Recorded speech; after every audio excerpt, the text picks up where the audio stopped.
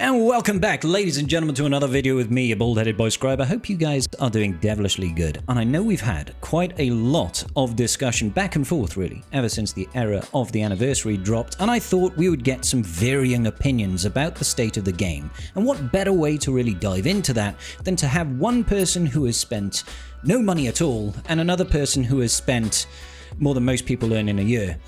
So, I am joined today by two wonderful guests, Songeta and Xaereth. Thank you both ever so much for joining me today. Songeta, I don't think you and I have done, I know technically this isn't a one-on-one collab, but we haven't ever done like a collab together. Xaereth is just kind of like a tag-along. We did some on Nooch's channel. Yeah. But yeah, so it's a pleasure to have you here. I appreciate you taking the time, especially when you're not particularly well at the minute. So F's in the chat for Songeta catching the lurgy. Okay, so just for context, Xaereth, you have spent roughly ballpark figures. How much have you spent on Galaxy? Oh, we're well past six figures over the course of the last 10 years. So I think somewhere right now we're probably north of 120. and for contrast, Songeta, I still have yet to spend anything on this game. Not that I am completely ideologically opposed to it. It's just not really the way I play the game. Yeah, and there's nothing wrong with that. And for context, I sit somewhere, I would say in the middle, but for me to say I've spent 60 grand on this game would be a complete lie. I have spent more than Songeta, but distinctly less than Xaereth. That's fair. So yeah, we've got a broad spectrum here of spending, but at the same time, both long-term players, both highly successful players, of course. Now, my question is really, because I've obviously got my own views and I've put them out several times in various videos, but I wanted to get an understanding. With this update, it feels like this is the first time we've ever seen really like a quite literal paywall in certain aspects of the game. So, for example, getting to certain error levels at this point is physically impossible without spending real-world money. How much does that bother either of you, really?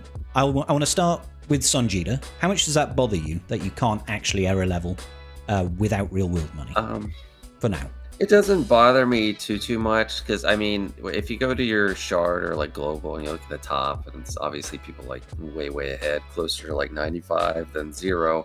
Mm-hmm. And on my free accounts, I'm getting around the low 20s on both my accounts right now. And I think the reason it like feels bad, man, like for a lot of people is you're just seeing it's way visible on the same shard. Like in Grand Arena, you can go to the global leaderboard and see how many people are just so much further ahead of you. But it's like Grand Arena is a more established thing where people have been working on their rosters for up to 10 years. And the Coliseum's just brand new and it is going to reset. So there's an element to like, you're never going to really get built up. It's just all a restart each time. But I think it feels the worst at the very beginning. Because if you don't like spend at least some, like I spent crystals to get to like level 12 day one on one account and then like 15 on another. And like at that point you can start to get the ball rolling a little bit. Otherwise, I don't know how long it takes to actually get off the ground.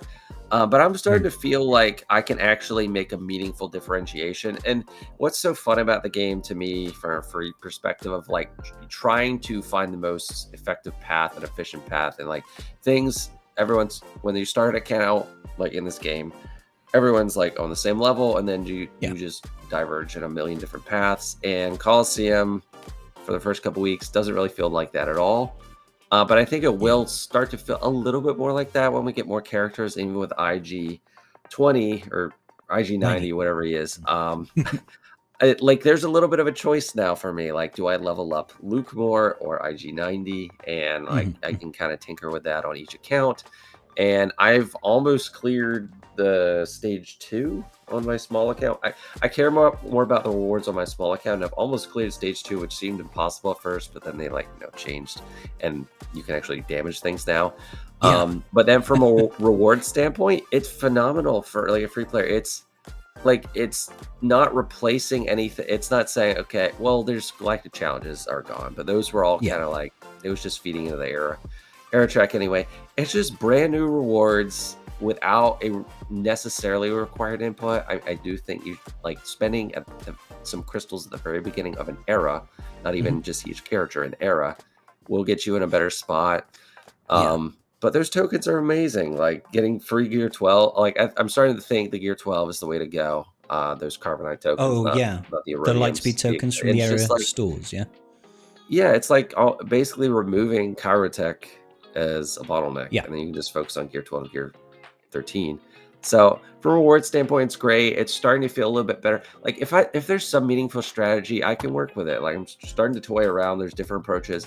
When it's just pure RNG, like the first week or so, I got a good reward once against those like mountain lions or whatever they are. Oh, the Dryax, They both decided not to AoE like these like idiots. On just one of my runs, and I got like a better reward because they just randomly decided there was no input for me that changed the outcome. It's just like, oh, I actually got to attack. You just got positive RNG for once. Yeah, but now I'm starting to like. There is a little bit more, wiggle room to strategize and stuff. So I'm coming around to it. I want to see how the whole era goes. And I do feel like that's how it's going to go. Strategy. Like as we get more characters, it is going to feel a little bit better. It's just that journey to get there. It feels like it wasn't fully. I feel like CG almost just tested the end rather than the journey.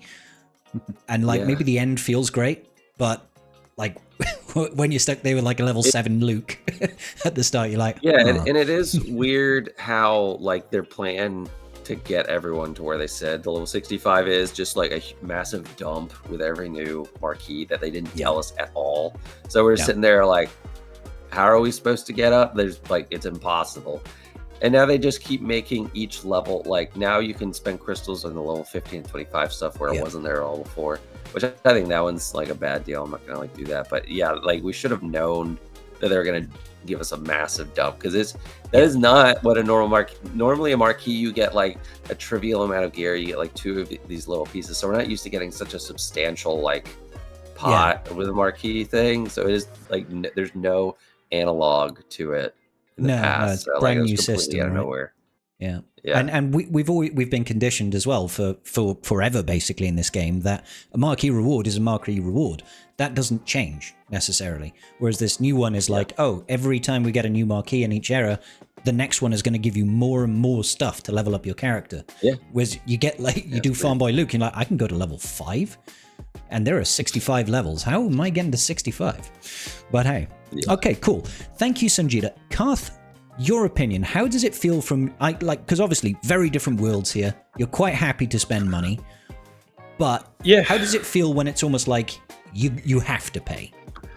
Well, so the parts of it that I didn't really agree, I mean, it's really hard to come at it because it's going to be contextual on how the rest of the era progresses. Because like if everything for all 6 marquees was similar to how unlocking Stormtrooper Luke went, then I would be very upset, because that was 150 for the 7-star unlock, and then you were pushing like $300, almost $400 depending on a couple of different aspects, just to get era level 75 or up to 80 by the time the event concluded. And did you go to 75 day 1? Is that, or was it like 70? Yeah, 75 day 1 is possible, and then you needed the extra the Zurich materials from the event to get enough to go to 80. Right. Yeah, and that's from the stars, isn't it? Or I think maybe it was 70 day 1, and then you got enough Zurich over the course to go to 80, and then with IG, you have enough they gave you enough in the event to go to 75 day 1, and then you needed a few days of the event to get to 80, and then after the event concludes, you should be somewhere enough to maybe push a little bit beyond that, but you got to buy another pack to get beyond level 80, because the new materials there require level a new pack. They stage the materials, don't they? It's kind of like normal gear, right? It's like you're buying gear 1 to 4 gear 5 to 6 gear. It's not like you use the gear 1 to 4 to get to gear 7 8. It's a different set each time that you go past the certain thresholds, right? Yeah. So the initial run of things was it was too costly for what you're getting. But with the context of IG90 in play, I was able to go to, I think, level like 55 day one with the character without any additional spending from what I had done with Luke. So like bleed over of materials or the performance that you got from using your Luke to go through the tiers? Between Coliseum rewards and the rollover from the purchases of the other things, there was enough there to take me up to 55, and then I had to spend from 55 to level 75, which I think cost me about another 80-ish bucks. I think it was like $60 plus the $20 in error currency. So that if the trend kind of cheaper, isn't it? Yeah, but now I've got a lot of currency that can get me to level 70 on. I think the next character I can probably get to 65 or 70 outside of error currency, basically for free. And so if that trend kind of continues moving forward, and they front load the spending, which also front loads your R9 rewards, because the sooner you invest into that, the more you're moving up that leaderboard early on, and it tapers off towards the end, then I can kind of live with that from a spending expense. If I know it's going to be front loaded and then it tapers down drastically. The one part that we do know is that to a large degree is that anything beyond level 80 is going to be an additional like $130 a character. Okay. That's a big jump again. That question becomes of, is it worth it, is another can of worms that we have to kind of dissect later. I thought about doing level 95 across the board, but at the cost of it's literally like $800-900 to do it. Wow. Because you got to include Maul in that as well. And the only thing you get at level 95 for completing that entire reward track is that 4,000 currency at the end as a little bonus for finishing it. And so if there isn't anything above that, then I don't see a reason to push beyond it, besides maybe some Coliseum performance, because the short of it is that Coliseum, once you get like the third or fourth character, it's not really going to change a heck of a lot. You're gonna if you're whaling, you're ahead of the shard. If you're not, then you're gonna be behind that. But I guess in the short of it is that right now where spending's at, if the trend continues, I'm going to be okay with it. As it gets cheaper and cheaper to keep progressing further and further, but I don't know where the resources will block out, and then I'll get stuck somewhere in between. So it could be that Luke was really expensive. It got really cheap with IG, but then Yoda and Chewbacca could get really expensive again and then drop down with Asajj. And so if it kind of goes like that, then it'll depend on what the averages are. But either which, basically, gonna have to see. But at the end, but yeah, the thing that CG cannot convince me of presently is to go beyond level 80 for much of anything, because where my account is, I have no desire to basically get a Relic 6 for free, because I've got the materials. Relic 16 probably is nothing, right? I mean, it was nothing to me. I'm sure it was nothing to Songeta. I've got a question for you, Songeta, actually. I don't know from your perspective, when so say Jedi Master Mace Windu came out, even though you don't spend money, were you the kind of guy that would like hoard crystals and get him first unlock? Or were you the kind of guy you'd get him second time he comes around, sort of thing? I get him second time around. I'm more about I'm less about the total crystal amount that I look at for stuff, and more about the efficiency, and to get them like day one, you just have to spend crystals very inefficiently.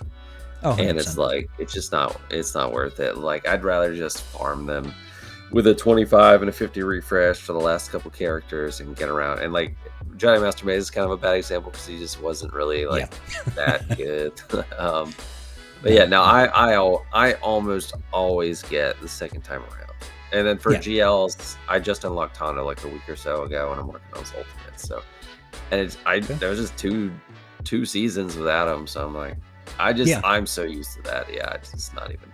I don't even question. Yeah, well, the reason I brought it up really was to lean into that Maul angle, right? Because this is the first time we're getting an Era Journey character And we don't know how it's going to really be unlocked. We know the first time round it's going to be, he's an error journey character, so you can get him at 4 stars with error level 45 characters. We don't know what that lock is going to look like in terms of error levels for, 5, 6, and 7 stars. It could be locked out by whaling, but I was thinking in the long term, we don't know how long it's going to take for Maul to come back. I don't think it's going to be 3 months, because the wording that CG put out was a significant amount of time, which to me sounds like it's going to be longer than a 3-month wait, because otherwise it would just be like normal cadence, right? But their post said he'll come back after a significant period of time. So I don't know, is that 6 months? Is that 9 months? I'm no idea, right? But we don't know what those requirements are going to be. Well, it's tricky, right? It's hard to really nail down. So do you think we're going to get error level requirements on like 5-star, 6-star, 7-star unlock for more? I think you'd have to, right? So like, or it could just be stars. I mean, people are still wailing for stars. Like typically it was. But it might be error levels, which kind of suck for both groups of people, because before, if you just get the stars, you have all the materials ready and waiting, especially if you're a whale, to just knock everyone up as high as you need. You can go even 7, 8, 9, you're fine. But if it's like, if you're still constrained in the error system, it'll have to be error levels for any kind of differentiation. And they won't even necessarily, I mean, if they're doing stars and error levels, they got you both coming and going. So I think for the legendary unlock first time, it seems to me like it's going to be worse than it was before for people, like as far as spending. But for me, I won't really care. Like I think the only reason to go high in the error levels without like Maul being like you need error levels, is just get higher in Coliseum. And if you're an endgame player, you don't care about the tokens. You only care about R10, and the R10 is kind of a ripoff, and R10 kind of sucks. So. I don't know, unless it's just like an instinctual thing, like I need to be higher up, because I was like falling into that myself at first. On my main account, I spent probably 4,000 crystals day one, because I was like, oh, I just want to keep getting higher and higher. But then everyone kind of caught up, and it's like that wasn't worth it. What I did on my small account was worth it. I think it was like less than 2,000 crystals, and now I'm doing better than my main account. But yeah, it's just like you need to be patient. The delayed gratification and the error levels, I don't know, it's kind of a trap. Very different. You got to think critically. Yeah, you want to think critically of what you're actually getting from that. Yeah, because it's mainly just Coliseum shard rankings.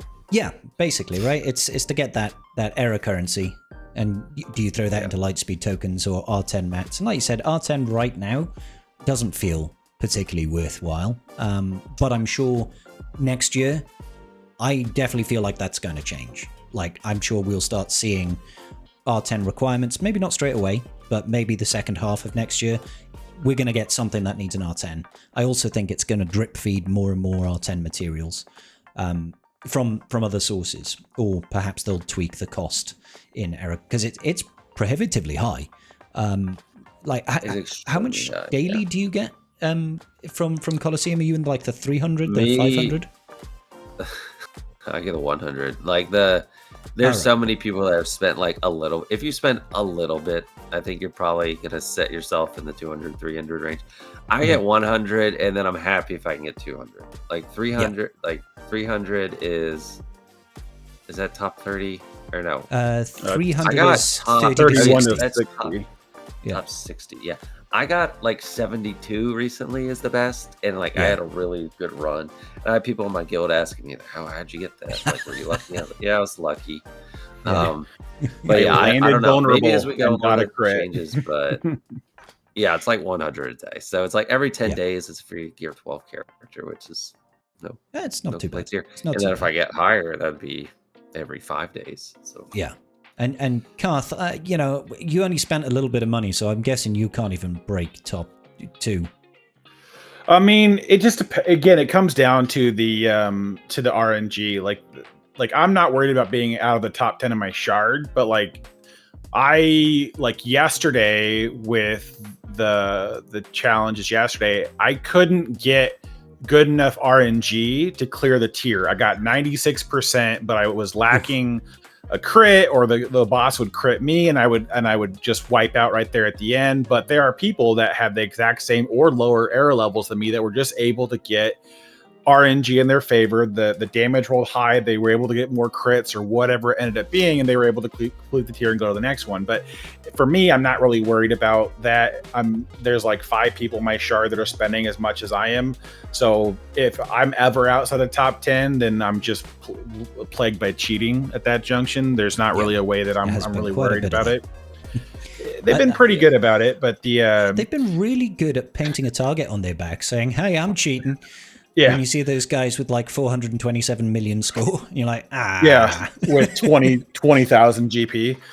But as the Coliseum persists, though, it's weird because like to max out tier 7, you only need an average error level of 70 across your characters. So you don't need to spend anything to get that besides 7-starring the characters, because you do need enough Xaereth materials from the event, and that's the only way to get them that we know of, to take those characters to level 70. But with the mall event specifically, that's my biggest concern, is that if they require anything beyond level 70, that becomes a significant paywall for players. And I know like 75 is not atrocious. It's like $45. It's nothing. It's not crazy. It's shitty, but it's not crazy for them to do that.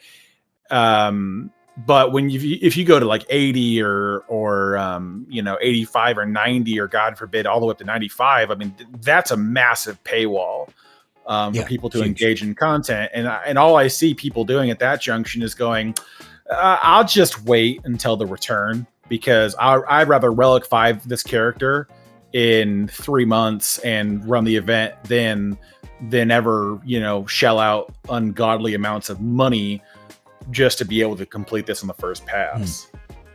Okay. That's a side note real quick. How great are the rewards for new account whales, like a new player that just wants to whale? Oh, massive, right? If you're getting like you can just spend your way up to like the top of the leaderboard right away, get top 10, because you don't have like everyone's like the same standing to begin with. You could get so many of those Lightspeed tokens, right? Yeah, you could get a Relic 5 like every 5 days. You could just like, I don't know. You could have Star Killer in a week. Yeah, but from Bleed Over, right? Yeah. Yeah, I think that's actually a good structure, because it's limited. It's a good catch-up mechanic for spenders too. Like, I mean, I'm free to play all the way, like that, support that. But like, we do need spenders, and like that's definitely an incentive for a newer player that's willing to whale to spend. You really catch up and get ahead pretty quick. No, it's good insight, and it is true. Listen, I don't want this video to drag on too long, but I want to get both of your opinions just real quick. High level, what is your current opinion of this era update as a whole so far? I'll start with Songeta. What do you think so far? Yeah. As a whole, very positive. The Coliseum can be annoying, but like the economy changes are amazing. I can actually get R9 without waiting for a bunch of TWs or shelling out crystals on my main account. On my small account, I have shifted farming from farming Chirotech all the time exclusively to farming some Gear 12 stuff, because I'm piling up Chirotech because I can just use a token, get something to Gear 12, and then I just wait to get the Gear 12, Gear 13 stuff. So economy A+, I really like it. Signal data, like you don't really have much extra for signal data, but I had like over 600 or 700 of each signal data on my small free-to-play account, because I just couldn't get bronzium wiring. I had like a video, I called it my relic party. I reliced up like every relevant R3 I had to R5, R7 on the same day, just from like a week of picking up those bronzium wiring packs or like shipments. So on the economy side, really great. I think we just need to like look at it in perspective and think, Coliseum is new. If we didn't have it at all, you wouldn't be complaining, and it's not really affecting anything else you're doing. So I think I have a very positive opinion of the overall anniversary and era update. Cool. That's refreshing because we do see a lot of negativity, so it's nice to see some refreshing Everyone does perspectives on it. I appreciate that. And Karth, how are you feeling on the whole about Anniversary Era and all the changes? I mean, on the whole, I feel, net positive on the changes. I mean, a lot of it's not stuff that's going to directly impact me, except for how I obtain the new characters, which is, I'm used to being able to whale, get it day one, gear it up, put mods on it, and try it in GAC or whatever it comes across. So missing out on that particular portion of things is a bit disheartening for the overall experience that when it comes to this new system. Because you just have so much delayed gratification, and it's delayed in a very uncomfortable way compared to how it used to be before. But I mean, I'm not mad about it. It's just going to be different. It's going to be a little bit of a change on that particular side of things. But the only thing that's really rough is especially this first era is. And I've used this analogy a couple of times. It's a shopping center that only has one store in it. And so they've told us they plan on adding more to the era system, more to do, more to invest in, more to be a part of, so that we actually get more things to do. They talked about in the next era, they're hopeful to have loaned units online so that we can actually play with different squads and we can kind of have a little bit more fun with it. So I think the system will improve and gets better, but it's just very boring at the beginning to walk in. It's even other ones, you go to an arcade and all they've got is Tetris to play. It doesn't feel worth the drive to go. I want to play House of the Dead. Come on. Yeah, exactly. And so it's just one of those things to where it's the overall framework of what's here, everything that they've changed, all the improvements are a net positive for the community. Everyone getting Gear 12 characters for essentially free, as long as you can wait the 3 months of twiddling thumb. That's a net positive for a lot of people. Like Songeta had mentioned before, those Erodium tokens or whatever whatever classification they are helping a lot of people get their accounts kind of caught up in very specific niches that helps them kind of raise their rosters up without being ungodly expensive, like the cost of getting 10 R9 mats of 7,000. So there's a little something for everybody in it, and it's overall a good thing. But yeah, it's a very empty place right now. Which I think makes it feel more negative, because there's just nothing to do. There's not much thought into Coliseum right now. It'll change as we get more characters and things of that nature. But I'm hopeful for the back end experience. Right now, though, it's just kind of we'll just keep waiting and seeing. Yeah. Good stuff. Well, I really appreciate it, gents, for your views on this. Before we wrap up, Songeta, do you want to pimp your stuff? Where can people find you? What are you up to? Yeah, just on YouTube, Songeta, Songeta. I focus on free player stuff, farming guides, squad guides. I do Grand Arena, so all that kind of stuff. So check it out. Good business. And Karth, people can find you on my streams and on Tribe Talks podcast, right? Yeah, they can find me there. They find me in a lot of places. I find my ways into different VCs and hang out and chill, especially over the weekends. But nothing official on my end yet. I just kind of show up for when there's drinking involved. So Me too. Funny how that works out. All right. Thank you very much, gents. I will speak to you all very soon. Peace out. Big love, y'all.